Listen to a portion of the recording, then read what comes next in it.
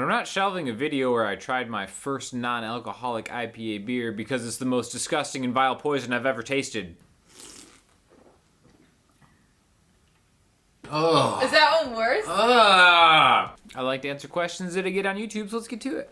Question: when soloing over 1-4-5 chord progression following the changes, is it better to change up the neck and use the same box pattern there, or stay in the same or close location and change the box pattern to the new chord? Example, G to E by staying in the G box scale position, 1 to G box 3 or 4, and subsequently move the shape up to the E. It's time to talk about the truth about guitar soloing. I have my own thoughts on guitar solos, and everybody should have their own thoughts on guitar solos because I think it's kind of a personal choice in how you want your playing to be.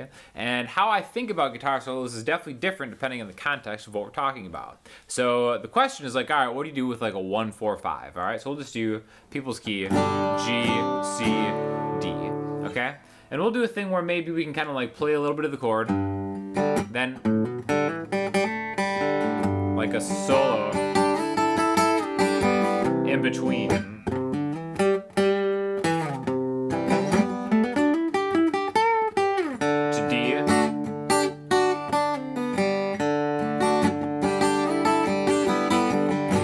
There's like a lot of different things we can do, right? So my first advice would be to listen to soloists that you like the sound of and then maybe try to like learn note for note what they're doing and try to find out how they're doing it, right? My second advice is really just take one method and just stick with it.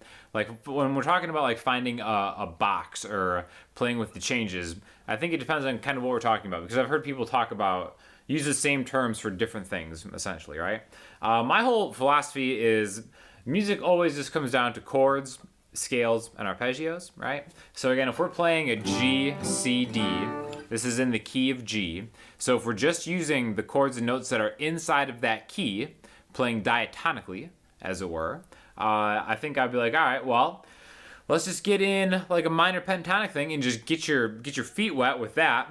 Minor pentatonic in G would be like the G major pentatonic, whatever. E minor pentatonic would be open 3, open 2, open 2, open 2, open 3, open 3. So that's kind of like the first thing you might want to start out with, just because this is going to sound good over any of those chords, right? The relative minor of the key you're in, key of G. You can always find the relative minor just by backing up 3 frets. So again, here's a root note, open E, minor pentatonic. It's easy to do. They're just hammer-ons, right? We could have a G chord,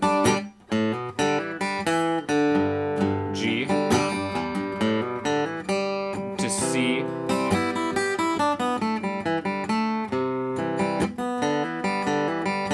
to D,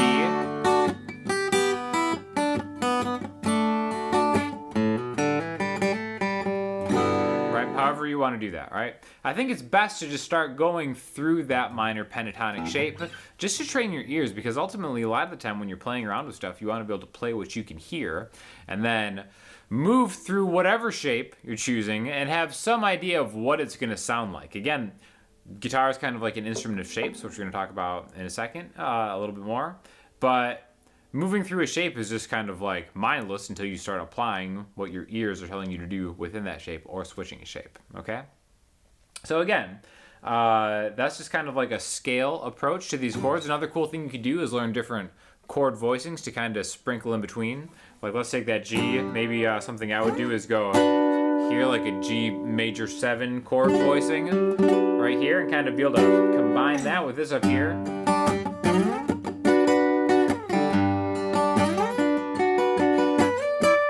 Now, is that soloing or is that accompanying a chord?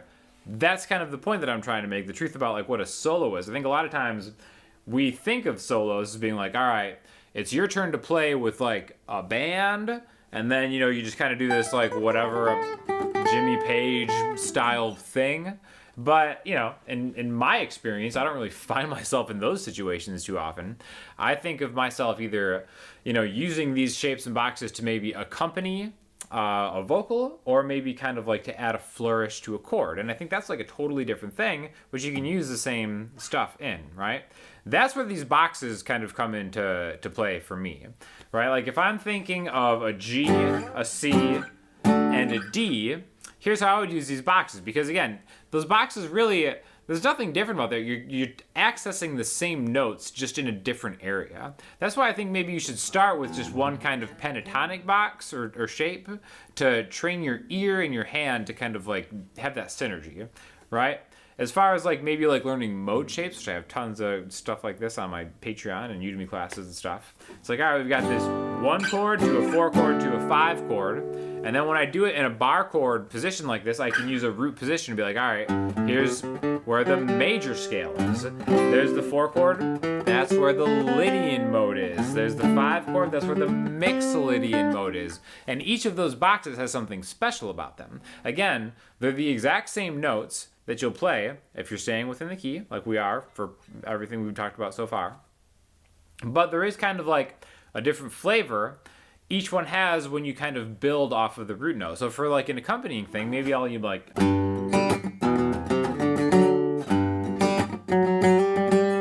a C, to a D,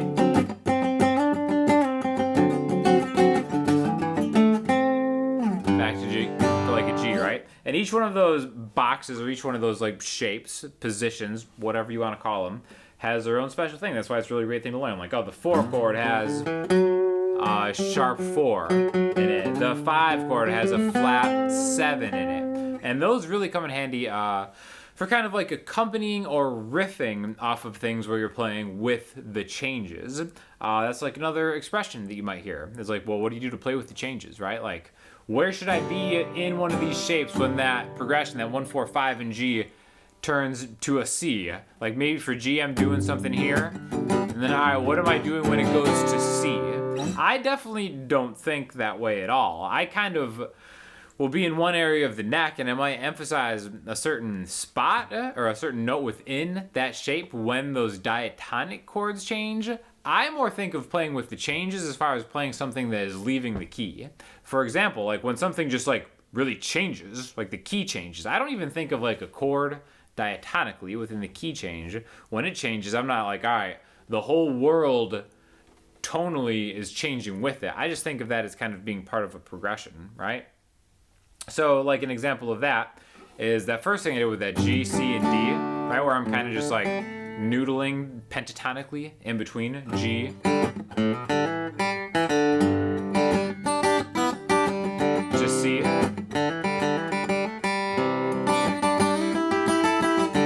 D,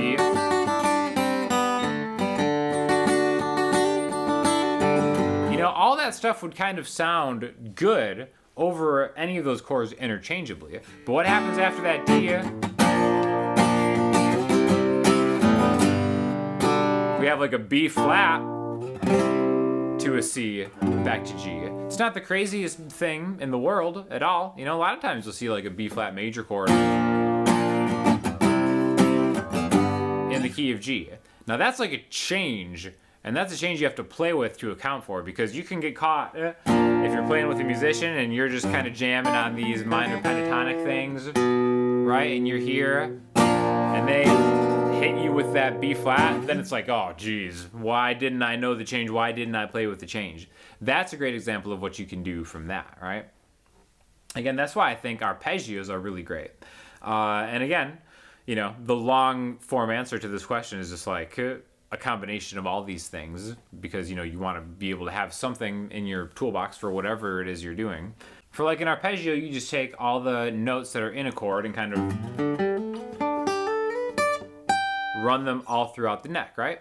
That's a great tool that you can use in soloing, that you're guaranteed to always hit the notes that are in that chord with the change, right? So if it's like a G, C, D, B flat, as long as you're on that B flat, you always know the notes that are going to go in there. But if you only use those,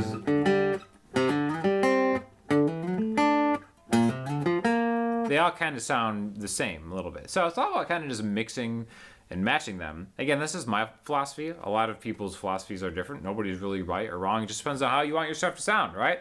So I definitely think, though, that your ear is going to be the most important help that you can get, even more so than just memorizing box patterns. because you want to be able to, like I said, have an idea of what it's going to sound like, whether you're in a box, whether you're doing an arpeggio, whether you're playing with the changes, whether you're just kind of noodling around in a key diatonically. But that is basically how I kind of approach guitar solos. As far as going in between different shapes, the best thing about that is like you can start low and then kind of build up into the higher stuff. That's something that, again, Jimmy Page was like, I think, a legend at. Black Sabbath music is like great for that stuff too. Those are maybe two of my favorite solo players of all time, and of course Jimi Hendrix is just like a wild man all over the place. But again, that's my earthly, not of the gods approach to guitar soloing. Hilarious kazoo and combed hair.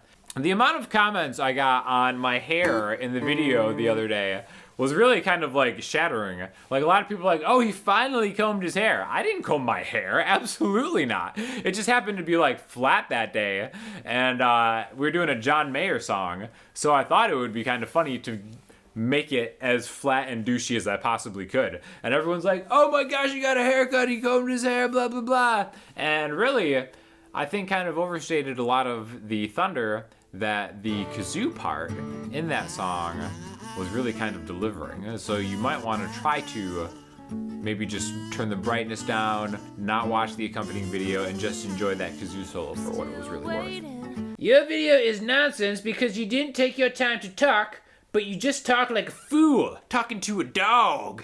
Like a fool talking to a dog. Basically how I approach making every YouTube video. Also, I can't really hate on this guy for calling me a fool, as I'm the one rocking Sacramento Kings gear today. But anyways, I will try to make more of this interaction feel a little more human to human the best that I can. Alright man, I'm kind of getting pissed now. I've been following the channel for years and now you're yet to buy your damn leather jacket. I mean, how picky are you? Do you even want that jacket? Blah, blah, blah, blah, blah. So if this doesn't make any sense to you, this is from the bio that I have in all of my videos. I'm just going to quickly read it here. It's been a few years since I've changed this. A little about me. Sean Daniel is a man of simple needs and desires. And the one desire, no, the one need that stands above all is to spread the challenges, joy, and intellectual stimulus of music to people of Earth and beyond. Born on the mean streets of upper middle class suburban Chicago, Sean learned the ways of the world through the dizzying heights of success to the lonesome depths of failure, and emerged with the promise of a better tomorrow reflecting in his eyes and a fiery passion in his belly. He plays and teaches guitar on his YouTube channel, where he regularly releases original music and projects to the adulation of legions of fans who often compare him to Chris Pratt and one-time Ryan Reynolds. He's currently in the market for a nice leather jacket. So it has said I'm currently in the market for a nice leather jacket. I think that was actually, that might be sold. It might even predate me going vegan like 4 years ago. So I guess I'm in the market for a vegan leather jacket, but also I'm not in the market for a leather jacket anymore. But I've just kept that up because it's kind of funny. You want to know when I stopped being in the market for a leather jacket? It was probably the first time I went to NAMM in California. And I saw 95% of like the music dudes out there all just like sporting their leather jackets. It's like, we're at NAMM, get your leather jacket, get your lanyard, time to meet and greet. And I was like, you know, this is a little too much of a thing now. So I'm actually no longer in the market for a leather jacket.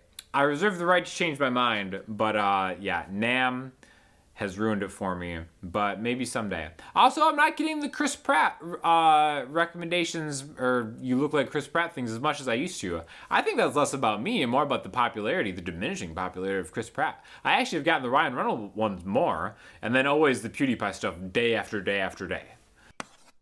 Listening homework this week, I'm going to throw you to a cool indie artist called Westerman.